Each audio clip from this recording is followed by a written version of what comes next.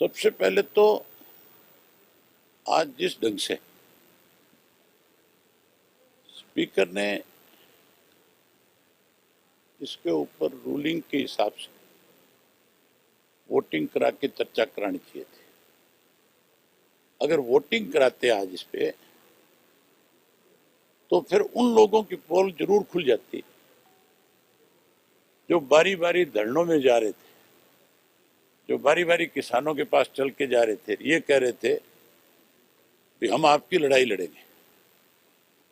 जो ये कह रहे थे कि हमें इसके लिए रिजाइन भी करना पड़े, पार्टी छोड़नी पड़े, तो फिर उन लोगों की असली चेहरे लोगों के सामने आ जाने थे कि ये तुम्हारे हितैषी है या ये केवल ड्रामा करने वाले लोग हैं। दूसरा, जिस ढंग से सरकार इसको लेकर के आई, सब हम सरकार का जो सबसे पहला व्यक्ति बोलने वाला था अभय सिंह, उसने ये बात सरकार को सिफारिश करी कि मैं चाहता हूं कि इसमें एक नई चीज और जोड़ी जाए कि जो खेती करने वाला है, जिसकी जमीन कल कोई लीज पे लेगा, वो बैंक गारंटी दे किसान को। तो इसका मतलब सत्ता में बैठे लोग भी इस बात से चिंतित है कि जब तक किसान को फसल की बैंक गारंटी या कोई और गारंटी नहीं मिलेगी, तब तक उसकी फसल पे डाके डलते रहेंगे। मैंने मुख्यमंत्री से कहा था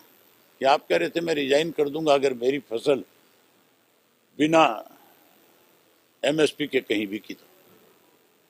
मैंने कहा प्राइवेट कार में बैठ करके चलो, बाजरा आज भी मंडियों में पिट रहा है, धान कोई खरीदने वाला नहीं, मक्का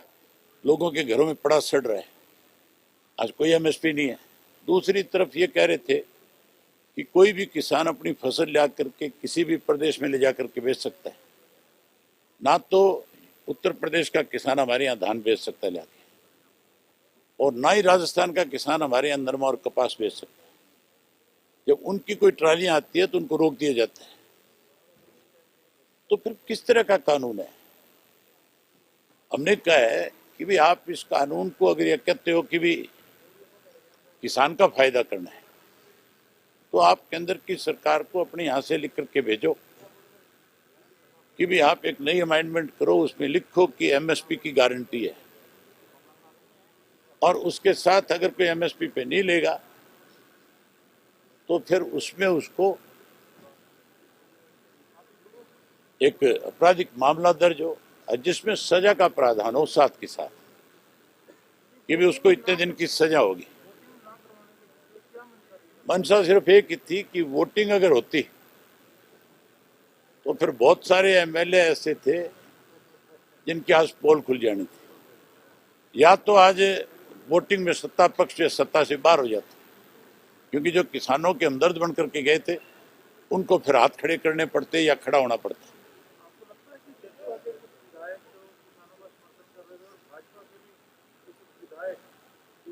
बीजेपी के भी बहुत से ऐसे विधायक हैं, बुलाने के लिए खड़ा किया अभय सिंह को, यादव को, उसको भी इस बात की डर था ना कि किसान की फसल पे कल डाके डल जाएंगे,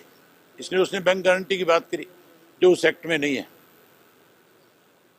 तो उसको भी चिंता थी। ऐसे बहुत सारे एमएलए हैं बीजेपी के जो इस बात से चिंता कर रहे हैं, जिसको इस बात को लेकर के डर है कि अगर किसान की फसल कल कंपनी के हाथ में चलेगी तो फिर उसका कोई वाली वारिस नहीं होगा।